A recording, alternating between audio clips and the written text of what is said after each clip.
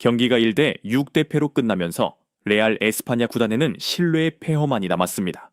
소셜미디어에서는 손흥민과 LAFC를 향한 찬사와 더불어 홈팀 수비진을 향한 거대한 조롱의 물결이 일고 있습니다. 그 조롱의 중심에는 다니엘 제이콥스가 있습니다. 손흥민이 데니스 부앙가의 네 번째 골을 어시스트할 때 비참하게 미끄러져 잔디를 뒹굴었던 바로 그 센터백입니다. 제이콥스가 균형을 잃고 넘어지는 슬로우 모션 영상은 현재 전 세계적으로 밈이 되어 퍼져나가고 있습니다. 하지만 경기 후 믹스트존에 나타난 다니엘 제이콥스는 피하지 않았습니다. 188cm의 장신 수비수는 수많은 카메라 렌즈 앞에서도 당당히 섰습니다. 그는 잔디 상태나 미끄러운 축구와 같은 뻔하고 값싼 핑계를 대지 않았습니다. 대신 그는 이 인터뷰를 생체역학과 행동심리학 수업으로 탈바꿈시키며 손흥민이 보여준 최고 수준의 신체 조종 기술을 해독해냈습니다. 동시에 제이콥스는 그라운드에서 있었던 감동적인 디테일 하나를 털어놓았습니다. 거구의 수비수인 그조차도 상대 선수를 향해 강한 질투와 무력감을 느끼게 만들었던 바로 그 순간 말입니다. 본격적인 이야기로 들어가기 전에 좋아요 버튼 한번 부탁드립니다. 미끄러짐의 해독, 무게중심 조정의 예술, 자신의 우스꽝스러워 보였던 미끄러짐에 대한 질문에 제이콥스는 쓴웃음을 지었습니다. 그는 방구석 전문가들의 의견을 스포츠 물리학적인 고도의 전문 분석으로 반박했습니다. 관중석과 SNS 미설스에 있는 사람들이 저와 제 파트너가 연달아 미끄러지는 걸 보고 비웃고 있다는 걸 압니다. 제이콥스가 단호한 목소리로 말했습니다. 그들은 우리가 자기 발에 걸려 넘어지는 서투른 아마추어라고 생각하겠죠. 아닙니다. 그건 손흥민이 의도적으로 만들어낸 역가속 때문이었습니다. 그는 그 끔찍했던 순간을 묘사했습니다. 스테판 유스타키오의 롱패스가 손흥민의 왼쪽으로 떨어졌습니다. 일반적인 수비 반사 신경과 생물학적 습관에 따르면 어떤 선수든 공과 가장 가까운 왼발로 터치에 달리던 방향으로 치고 나갈 거라 예상합니다. 그걸 예측하고 저는 태클로 길목을 차단하기 위해 몸의 무게중심을 제 오른쪽으로 완전히 쏠리게 했습니다. 하지만 손흥민은 이질적인 천재입니다. 제이콥스가 그 플레이의 잔인함을 설명했습니다. 그는 논리대로 움직이지 않았습니다. 제 디딤발이 땅에 닿는 바로 그 찰나의 순간 그는 오른발 발등을 사용해 제가 이동하던 방향과 완전히 반대로 공을 꺾어버렸습니다. 시속 25km로 돌진하는 90kg의 몸뚱이가 0.1초 만에 관성 인터티아를 꺾이게 되면 뇌와 근육은 동기화될 시간을 잃습니다. 스스로 균형을 잃고 나뒹굴게 되는 거죠. 그는 장의술로 저를 속인 게 아닙니다. 물리학의 법칙을 이용해 저를 쓰러뜨린 겁니다. 주변 시야, 컴퓨터 두뇌를 가진 킬러 악몽은 거기서 끝나지 않았습니다. 잔디 위에 누운 채로 손흥민이 마지막 수비수를 요리하는 걸 무력하게 지켜봐야 했던 제이콥스의 고통은 계속되었습니다. 넘어져서 올려다보니 손흥민이 우리 골키퍼와 정면으로 맞서고 있었습니다. 그의 앞 공간은 완전히 열려 있었죠. 그가 다리를 아주 강하게 휘둘렀습니다. 마지막 남은 우리 센터백은 슛을 막기 위해 패닉에 빠져 몸을 던지며 똑같이 고꾸라지고 말았습니다. 제이콥스가 회상했습니다. 하지만 그건 잔인한 페이크 슛이었습니다. 가장 끔찍했던 건 이겁니다. 다리를 휘두르는 그 모든 과정 동안 손흥민은 단 한 번도 옆을 돌아보지 않았습니다. 그렇다면 손흥민은 동료가 어디 있는지 어떻게 알았을까요? 제이콥스가 답을 내놓았습니다. 그는 주변 시야를 완벽한 수준으로 사용해 반대편에서 쇄도하는 데니스 부앙가의 가속도를 감지했습니다. 이기적으로 직접 슛을 때려 자기 골을 챙기는 대신 손흥민은 인사이드로 가볍게 공을 옆으로 밀어줬습니다. 부앙가는 빈 골대에 슛을 꽂아 넣었죠. 그는 우리 팀 최고의 센터백 2명을 훈련장의 어설픈 광대로 만들었습니다. 그는 두 다리를 쓰기도 전에 컴퓨터 두뇌로 이미 우리를 죽인 겁니다. 스포트라이트의 역설, 골은 그들이 넣었지만 환호는 어시스터를 향했다. 전술적 요소를 넘어 가장 가까이서 경기를 지켜본 관찰자로서 제이콥스는 LAFC 선수단 내부의 기묘한 문화적 역설을 발견했습니다. 그는 첫 5골이 들어갈 때 상대 공격수들이 세리머니를 하는 방식을 아주 유심히 지켜보았습니다. 공격수들은 원래 매우 이기적인 개체들입니다. 그게 그들의 본능이죠. 제이콥스가 평가했습니다. 골을 넣으면 보통 무릎 슬라이딩을 하고 혼자 포효하며 자기 등번호를 가리키며 찬양을 요구합니다. 하지만 손흥민 체제 LAFC에서는 모든 게 완전히 다른 방향으로 흘러갑니다. 오늘 데니스 부앙가가 해트트릭을 했죠.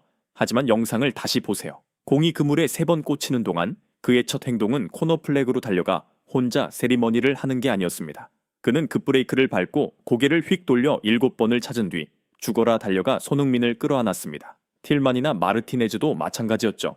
제이콥스의 관찰은 사람의 마음을 얻는 예술의 핵심을 찌릅니다.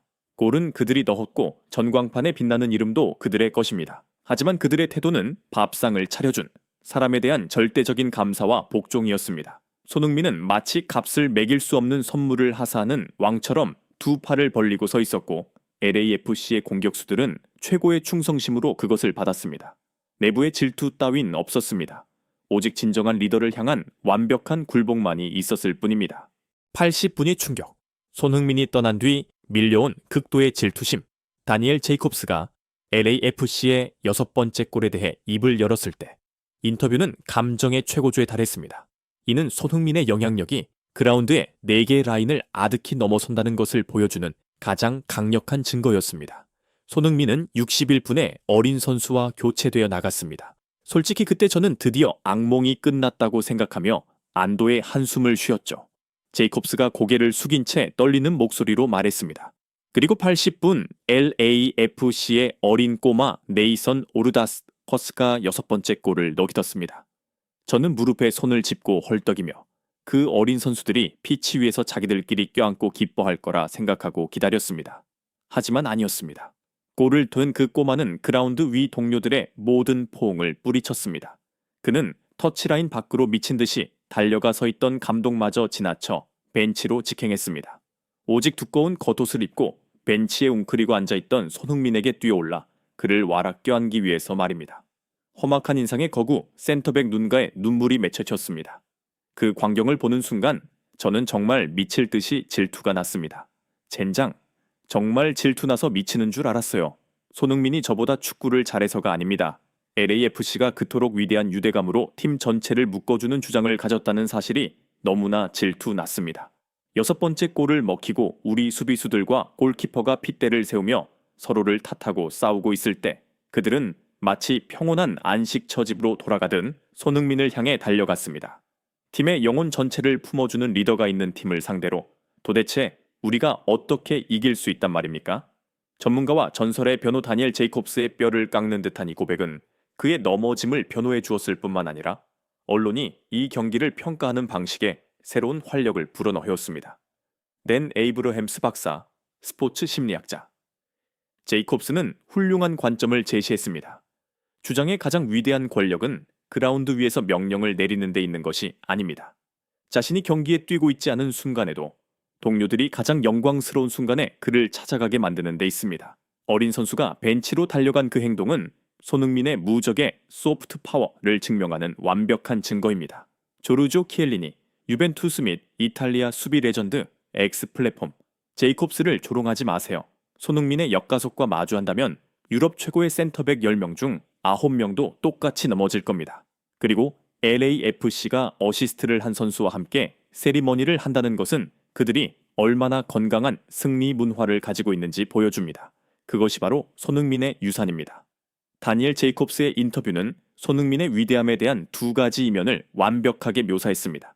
물리학의 법칙을 그라운드 위의 치명적인 무기로 바꾸는 냉철한 전술적 두뇌, 그리고 라커룸을 단단한 가족으로 만드는 따뜻한 심장입니다. 제이콥스는 육체적으로 손흥민 앞에 쓰러졌지만 그 자신도 손흥민의 인품과 리더십 앞에 자발적으로 모자를 벗어 경의를 표했습니다. 프란시스코 모라잔 경기장에 불이 꺼진 뒤에도 다니엘 제이콥스가 넘어지는 영상은 인터넷을 떠돌 것입니다. 하지만 이 인터뷰를 들은 사람이라면 더 이상 그를 비웃지 않을 것입니다. 제이콥스가 나약해서 넘어진 것이 아니라 현 세대의 가장 위대한 선수 중 한 명이 창조해낸 예술 작품의 직접적인 희생양이었을 뿐이라는 사실을 알기 때문입니다. 그리고 LAFC는 단순히 골을 찍어내는 기계를 가진 것이 아니라 제국 전체를 뛰게 하는 심장을 소유하고 있습니다. 지금 어떤 상황에서 이 영상을 보고 계실지 모르겠지만 항상 평안하시기를 바랍니다. 끝까지 함께해 주셔서 감사드리며 괜찮으시다면 저희가 계속 동행할 수 있도록 좋아요와 구독을 부탁드립니다.